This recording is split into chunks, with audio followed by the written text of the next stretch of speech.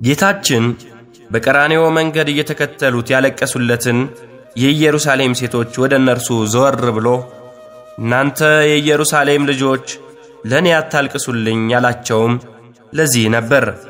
እነርሱ ያለቀሱት ንጹሕ አምላክ ለኛ ሲል ተሰቃየ ብለው ሳይሆን የደረሰበትን ግፍ በማየት አዬ መጨረሻው ይህ ይሆን እያሉ ተስፋ በመቁረጥ ነበር። ሕማማት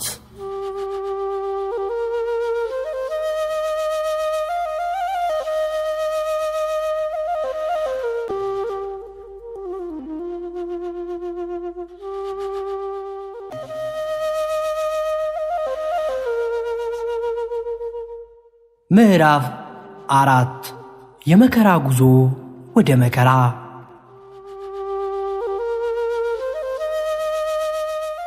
ክፍል 2 አለቅነትም በጫንቃው ላይ ነው።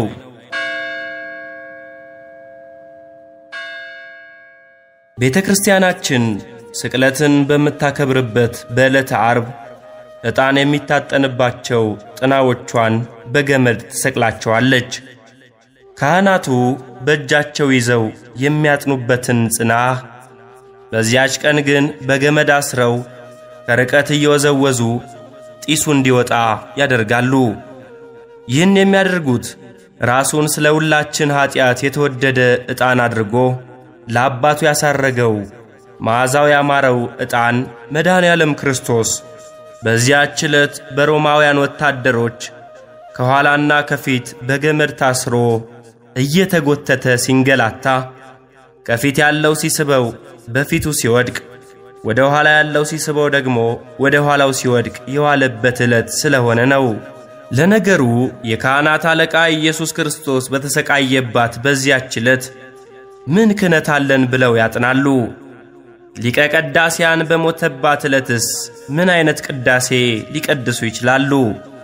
ስለዚህ እየተወዘወዘም ከጥናው የሚወጣው ጢስ በበጎ መዓዛ ክፉ ሽታን እንደሚያርቅ የሁላችንንም የኃጢአት ሽታ ለማራቅ የተንገላታውን ጌታ እያሰቡ ቀሳውስት ከሚያራራ ዜማ ጋር ኦ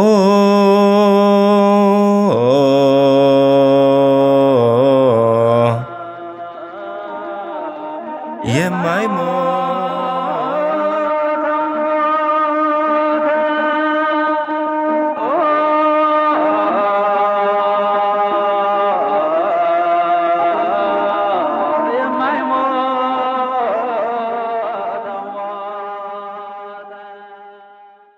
በሥጋ ሞትን የቀመስከው ሆይ እያሉ ማጠንቱን ይወዘውዛሉ። ጌታችን እንዲሰቀል ተፈርዶበት ከጲላጦስ ግቢ ያዳፉ ሲያወጡት ከኋላና ከፊት አስረው እየጎተቱት እየወደቀና እየተነሳ 28 ደረጃዎችን መውጣትና መውረድ ነበረበት። ከዚያ በኋላ እስከ ጎልጎታ ጫፍ ድረስ ያለው መንገድ የተጓዘው ለ3 ሰዓታት ያህል ነው። አሁን በሚታወቀው እንኳን ብንሄድ ከጲላጦስ ቤት እስከ ቀራንዮ ያለው ስፍራ እጅግ በጣም ቀስ ብሎ ለሚሄድ ሰው 1 ሰዓት ሊወስድበት አይችልም። በአጠቃላይም ኢየሩሳሌምን ከየትኛውም በሮቿ ተነስተን ወደ ሌላው ጫፍ ብንሄድ 1 ሰዓት ሊወስድብን አይችልም። ይህንን አጭር መንገድ ግን ጌታችን በዕለተ ዓርብ ለማቋረጥ 3 ሰዓታት ያህል ፈጅቶበታል። ይህም የተሸከመውን መስቀል ክብደት ብቻ ሳይሆን በሚሄድበት ጎዳና ላይ የደረሰበትን ድብደባ፣ መጎተት፣ መውደቅ፣ መነሳት የሚያሳይ ነው። ሮማውያን ወታደሮች በጦር ሜዳ ጭካኔ ጌታችንን ከበው እየደበደቡ ሲወድቅ በወደቀበት እየረገጡ እስከ ቀራንዮ አድርሰውታል። ጌታችን ተራራውን የወጣው የርብራብ የሚሆን እንጨት ተሸክሞ ከአባቱ ጋር እየተጫወተ እንደወጣው እንደ ይስሐቅ አልነበረም። እጅግ ከባድ የሆነውን መስቀል በቆሰለ ትከሻው ላይ ተሸክሞ እየወደቀ እየተነሳ ወደ ቀራንዮ ተጉዟል። 38 ዓመት የተኛውን ሰው አልጋህን ተሸከም ባለው ጊዜ በሰንበት አልጋህን ልትሸከም አይገባህም ያሉት ሕግ ጠባቂዎች አይሁድ ከሰንበትም አልፎ በፋሲካ በዓል ጌታችንን መስቀል አሸክመው በመሄዳቸው ሕገ እግዚአብሔርን ለገዛ ፍላጎታቸው ብቻ እንደሚጠቀሙበት አሳዩ። እነርሱ ለክፋት ያሸከሙት መስቀል ለእኛ ለክርስቲያኖች ግን ጌታችን እንደ ድል አድራጊ ንጉሥ የተሸከመው የድል ምልክት ሰንደቅ ዓላማ ሆነም። ሕዝብና አሕዛብን የገዛበት የአለቅነቱ በትረ ሥልጣን መስቀሉን በጫንቃው ተሸክሞ መውጣቱም አለቅነትም በጫንቃው ላይ ነው። ስሙም ድንቅ መካር ኃያል አምላክ የዘላለም አባት የሰላም አለቃ ተብሎ ይጠራል ብሎ ነቢዩ ኢሳይያስ የተናገረለት ትንቢት መፈጸሙን የሚያሳይ ነው። መስቀሉ የጌታችን የድል አድራጊነቱ ምልክት በመሆኑ ምክንያት ቤተ ክርስቲያናችን በካህናቱ እጅ በቤተ መቅደሱ ጉልላት በምዕመናን ሰውነት ላይ እንደ ማኅተም በማድረግ የመድኃኔ ዓለምን የመስቀሉን ምልክት ኃይል ትሰብካለች። በማኅሌታዊው ቅዱስ ያሬድ እንደተነገረው መስቀሉን በሰውነታችን ተሸክመን እስከ መዞር የደረስነውም የተሰቀለው ጌታችን በድል አድራጊነት ተሸክሞት የወጣው የክርስቲያኖች ሰንደቅ ዓላማ የመስቀሉ ምልክት ስለሆነ ነው። የተሰቀለበትን መስቀልና ምልክቱን ማክበርም የተሰቀለውን መድኃኔ ዓለም ከማክበር የሚመነጭ ነውና መስቀሉ በመድኃኒታችን ደም የተቀደሰ መሆኑን እያሰብን ከነቢዩ ዳዊት ጋር የጌታችን እግሮቹ በሚቆሙበት ስፍራ እንሰግዳለን እንላለን።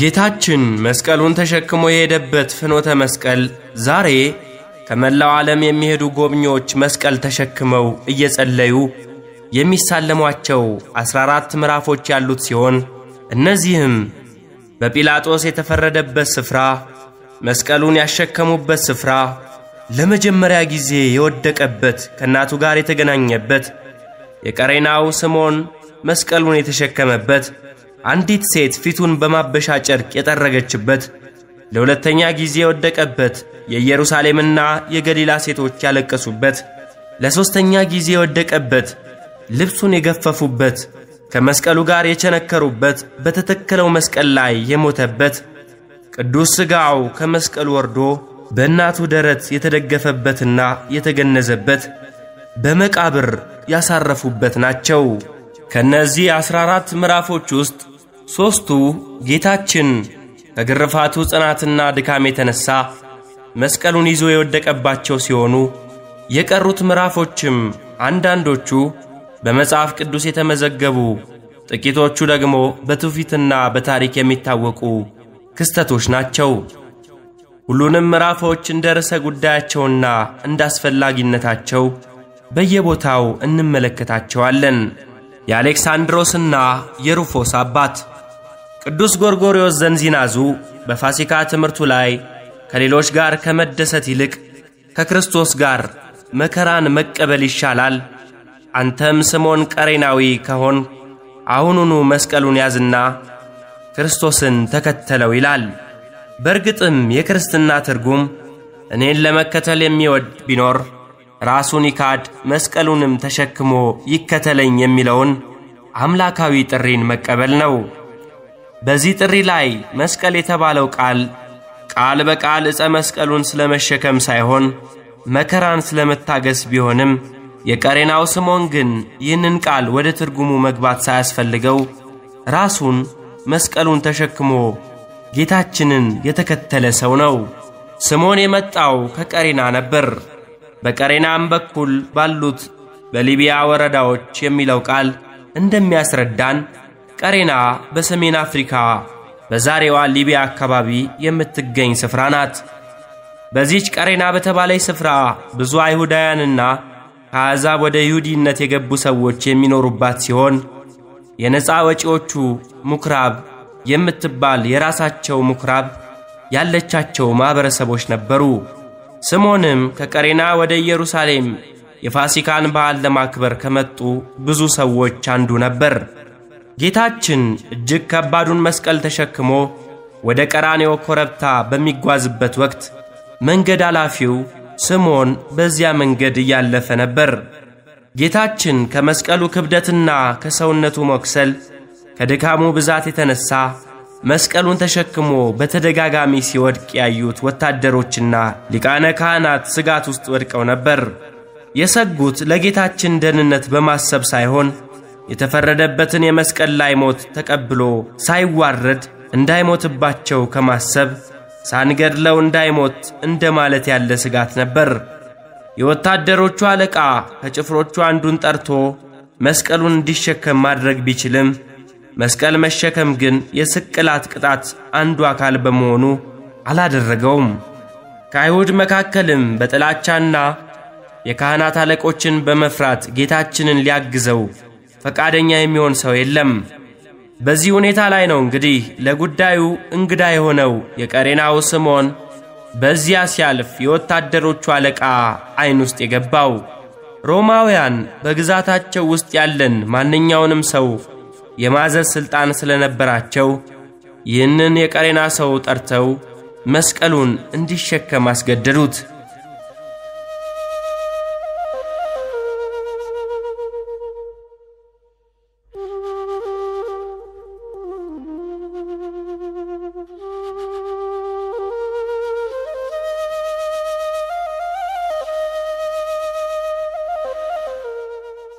ስምዖን በዚያች ዕለት ከቤቱ የወጣው በዓል ለማክበርና ሌሎች ጉዳዮቹን ለመፈጸም እንጂ መስቀሉን ለመሸከም አስቦ አልነበረም።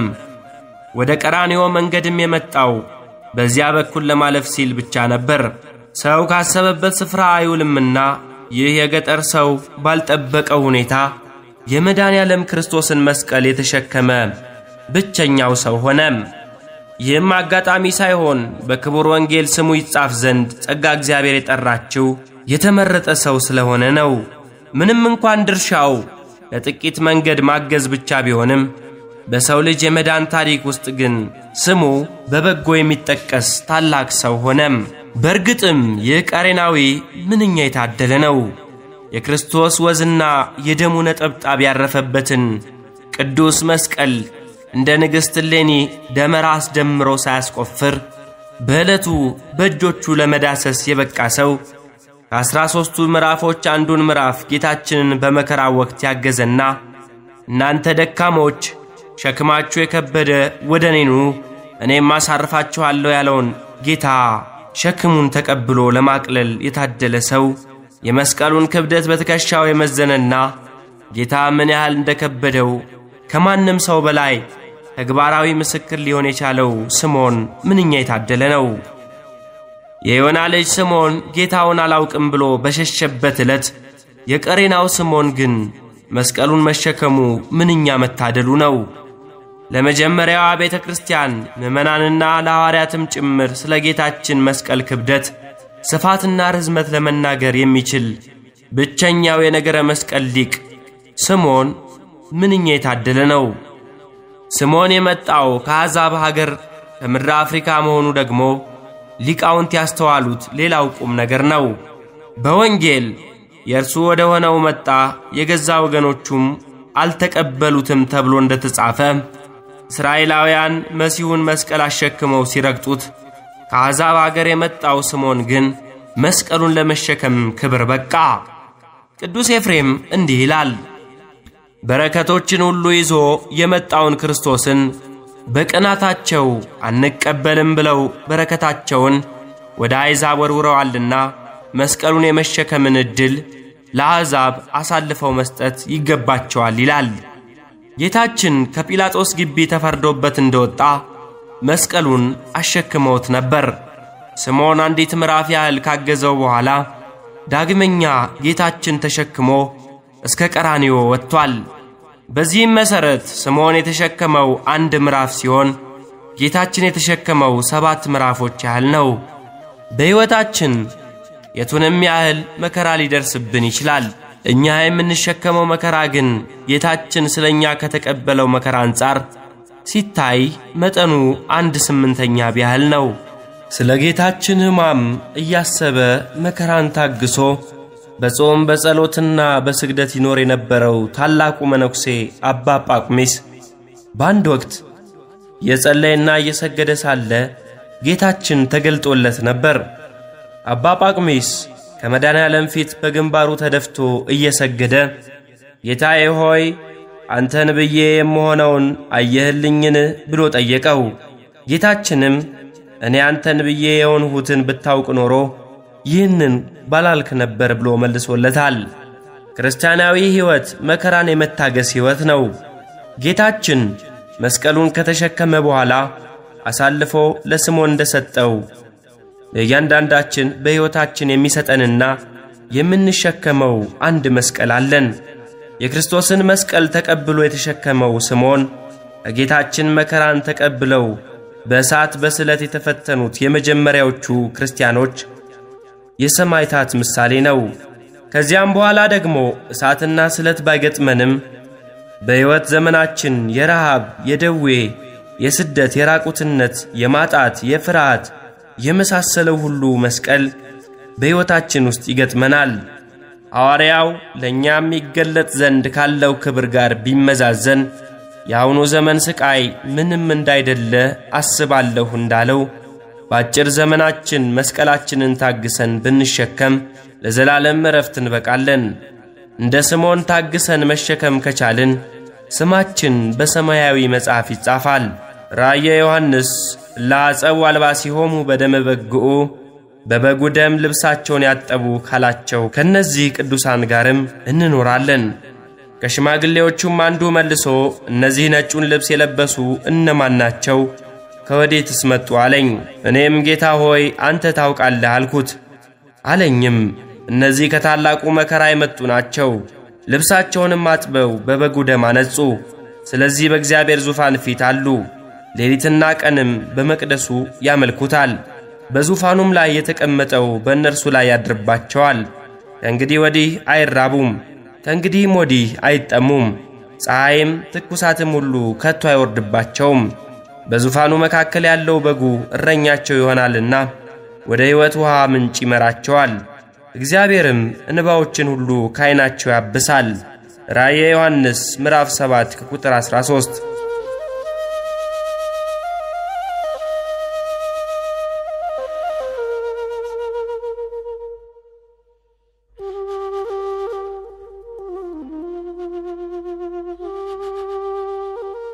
የቀሬናው ስምዖን በዚያች ዕለት መስቀሉን በመሸከሙ ለራሱና ለብዙዎች የቀሬና ሰዎች ወደ ክርስትና መመለስ አንድ ምክንያት ሆነ። ከቀሬና ሰዎችም ከራሳቸው አልፈው ለሌላው የሚሰብኩ ክርስቲያኖች ሆነው ተገኝተዋል። ለእነርሱ ግን የቆጵሮስና የቀሬና ሰዎች የነበሩት አንዳንዶቹ ወደ አንጾኪያ መጥተው የጌታን የኢየሱስን ወንጌል እየሰበኩ ለግሪክ ሰዎች ተናገሩ ይላል።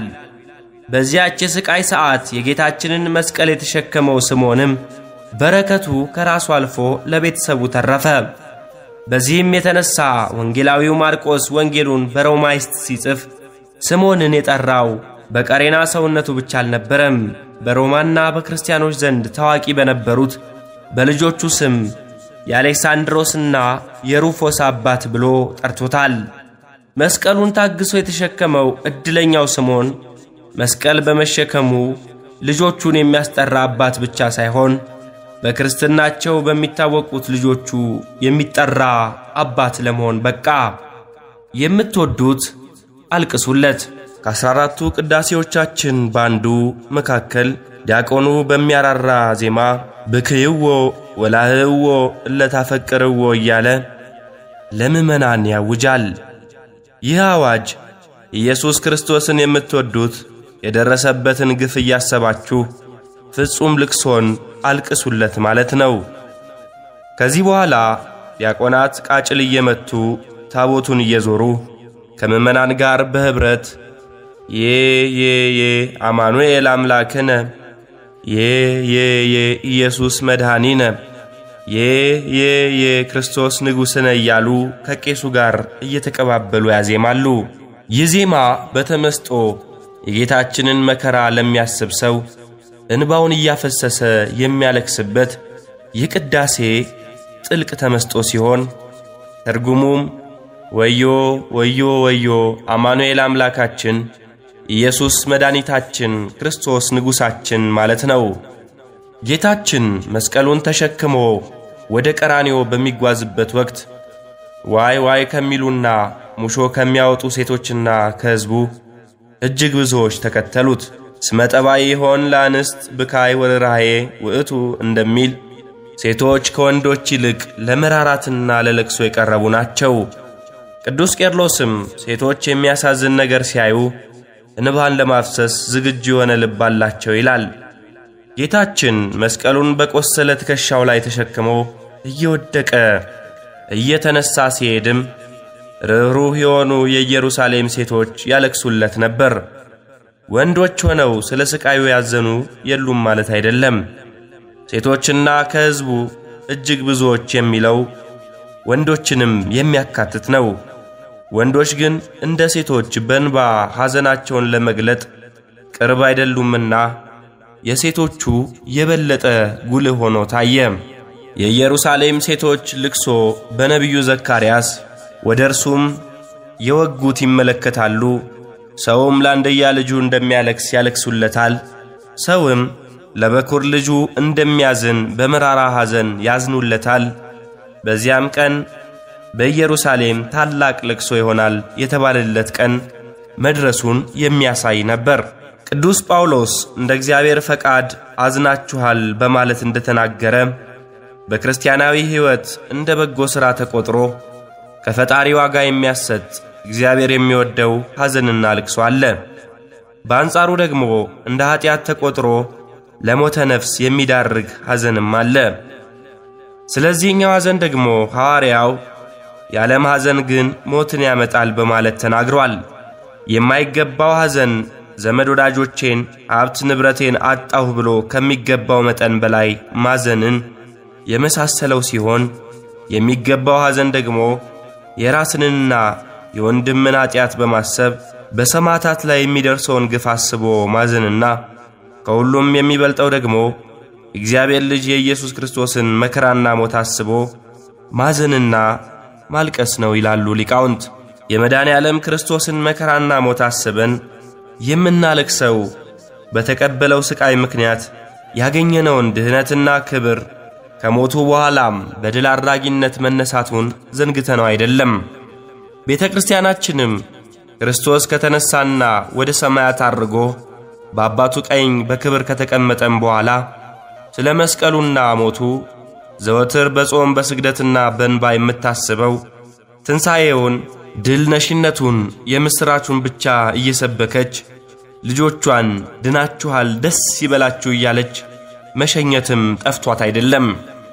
ይህን የምናደርገው ሐዋርያው ጌታ እስኪመጣ ድረስ ሞቱን ትናገራላችሁ እንዳለው መድኃኔ ዓለም ክርስቶስ ከትንሣኤው በኋላም ለዘላለም ስለ መከራውና ስለ ሞቱ እንድናስብ ስላዘዘን ነው።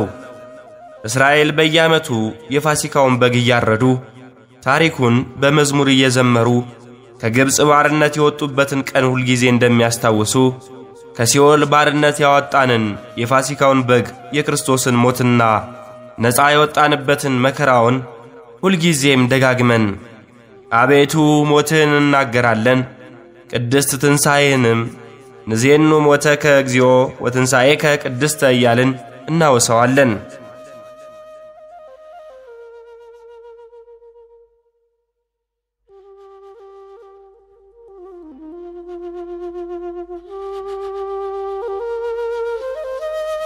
የጌታችንን መከራ እያሰብን የምናዝነው ምንም እንኳን በመከራው የዳንን ቢሆንም ከአምላካዊ ክብሩ በፈቃዱ ተዋርዶ አንዳች ኃጢአት ሳይኖርበት ያንን ሁሉ ስቃይ፣ ያንን ሁሉ ግርፋት፣ ያንን ሁሉ ማዋረድ የታገሰው ስለኛ መሆኑን ስናስብ ወዮ አማኑኤል አምላካችን፣ ኢየሱስ ንጉሣችን፣ ክርስቶስ መድኃኒታችን እያልን መከራውን እያሰብን እናለቅሳለን።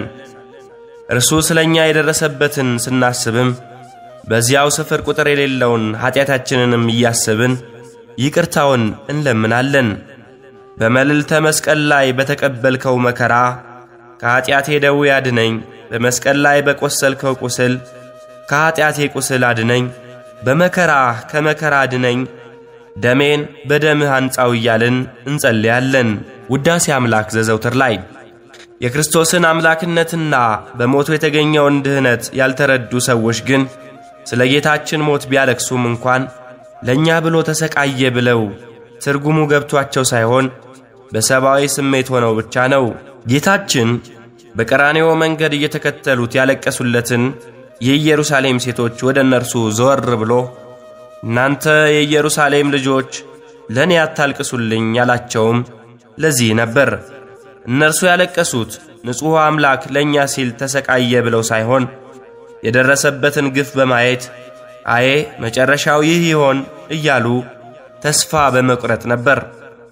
ያልተገነዘቡት ነገር መጨረሻው መስሎ የታያቸው የጌታችን መከራ የሁሉ ነገር መጀመሪያ መሆኑንና ሞቱም የሕይወት መገኛ እንደሆነ ነው።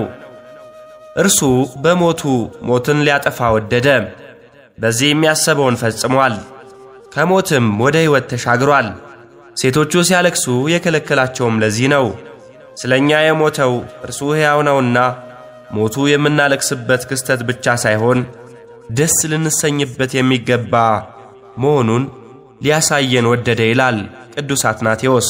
ጌታችን የደረሰበትን ግፍ እያዩ ሙሾ ለሚያወጡት ለኢየሩሳሌም ሴቶች አታልቅሱልኝ ካለ በኋላ ዳሩ ግን መካኖችና ያልወለዱ ማኅፀኖች ያላጠቡ ጡቶችም ብፁዓን ናቸው የሚሉበት ጊዜ እነሆ ይመጣልና ለራሳችሁና ለልጆቻችሁ አልቅሱ፣ በዚያን ጊዜ ተራራዎችን በላያችን ውደቁ፣ ኮረብቶችንም ሰውሩን ይሉ ዘንድ ይጀምራሉ።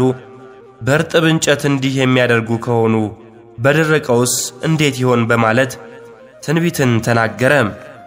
አይሁድ ደሙ በእኛና በልጆቻችን ላይ ይሁን ብለው በእብደት በተራገሙባት በዕለተ ዓርብ ርኅሩህ ጌታ ግን ለራሳችሁና ለልጆቻችሁ አልቅሱ ብሎ ለልጆቻቸው እርግማንን ከማውረስ ይልቅ በጎውን ጸሎት እንዲጸልዩ መንገድ አመላከታቸው። ጌታችን ወላዶች በመውለዳቸው ይጸጸቱበታል፣ ያልወለዱ ደግሞ ይደሰታሉ። መሸሻ አጥተው የተጨነቁ ሰዎች ተራሮችንና ኮረብቶችን ሸሽጉን እስከ ማለት ደርሰው ይጨነቃሉ ብሎ የተናገረው በ70 ዓመተ ምህረት በኢየሩሳሌም ላይ ሮማዊው ጥጦስ ስለሚያደርሰው እልቂት ነበር። ስለዚህ አስከፊ ወቅት ከዚህ በፊትም በትምህርቶቹ ላይ ተናግሮ ነበር።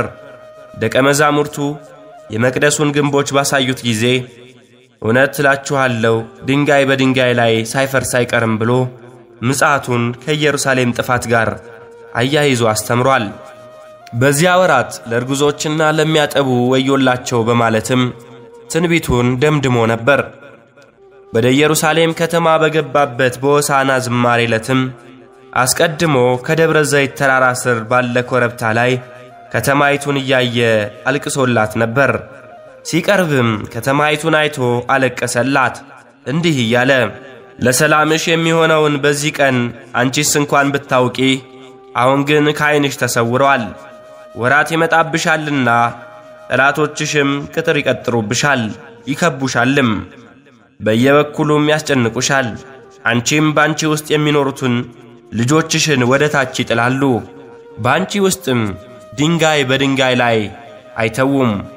የመጎብኘትሽን ዘመን አላወቅሽምና ፈጣሪዋ በሥጋ ተገልጦ የጎበኛትን ወራት ሳታውቅ የተቃወመችውና ከቄሳር በቀር ንጉሥ የለንም ብላ የጮኸችው ኢየሩሳሌም በጠላት ተከባ የሚደርስባትን መከራ ባየ ጊዜ ርኅሩህ አምላክ አለቀሰም።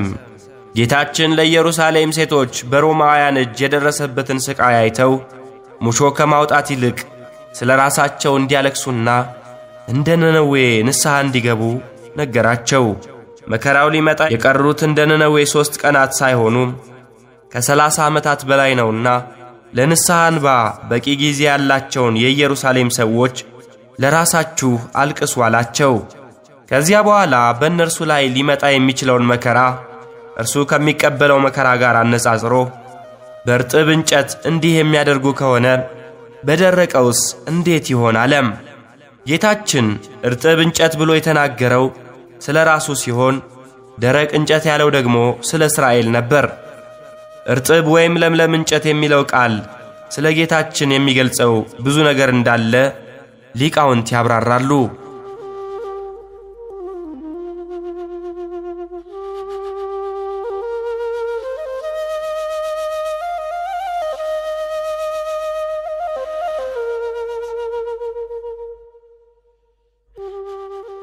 የመጀመሪያው አምላክነቱን ሲሆን በእርጥብ እንጨት እንዲህ የሚያደርጉ ከሆነ በደረቁስ ማለት መለኮት በተዋሃደኝ በእኔ እንዲህ ያደረጉ ከሆነ አምላክነት በሌላችሁ በእናንተ ላይማ ምን ያደርጉ ይሆን ሲል ነበር።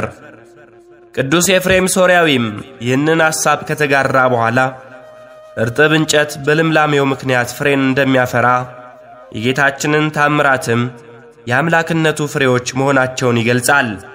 በዚህም መሠረት በእርጥብ እንጨት እንዲህ የሚያደርጉ ከሆነ በደረቁስ እንዴት ይሆን የሚለውን አረፍተ ነገር ታምራትን በምሠራ በእኔ ላይ እንዲህ ካደረጉብኝ ታምራት በማያደርግ ሰው ላይማ ምን ሊያደርጉበት ይሆን ሲል አብራርቶታል።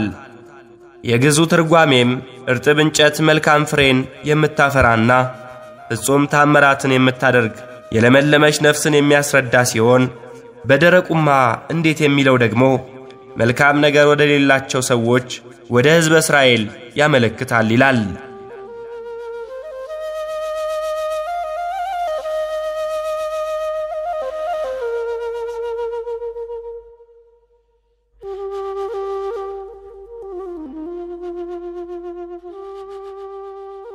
ልብሱን ገፈፉት። በቀጣይ ክፍል ይጠብቁን።